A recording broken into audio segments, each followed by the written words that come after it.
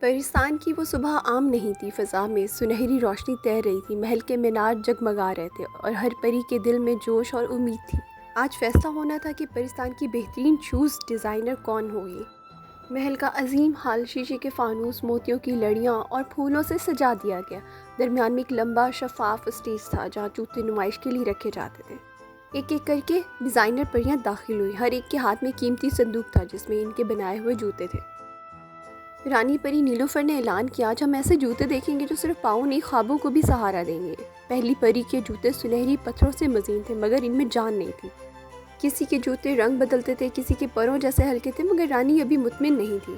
سب سے پہلے زرناب نے وہ جوتے پیش کیے جو نایاب موتیوں سے سجے ہوئے تھے اور روشنی میں سانس لیتے محسوس ہوتے تھے۔ جیسے پری نے قدم رکھا، جوتوں پر لگے پھول ہلنے لگے اور خوشبو بکھر گئی۔ آخر میں زرناب نے شفاف شیشے کے جوتے پیش کیے، پورا حال خاموش ہو گیا جیسے وقت رک گیا ہو۔ پریاں حیران، ججز خاموش اور رانی کی آنکھوں میں چمک تھی۔ رانی نے کہا، یہ جوتے صرف فن نہیں بلکہ روح کی آواز ہے۔ زرناب کو پرستان کی بہترین شوز ڈیزائنر قرار دیا جاتا ہے۔ تالیاں، روشنی اور جادو ہر طرف پھیل گیا۔ زرناب کی آنکھوں میں آنسو تھے، وہ بولی، یہ کامیابی میری نہیں، میری نیت کی ہے۔ اس دن پرستان نے جان لیا کہ اصل جادو دل سے بنائی گئی چیزوں میں ہوتا ہے۔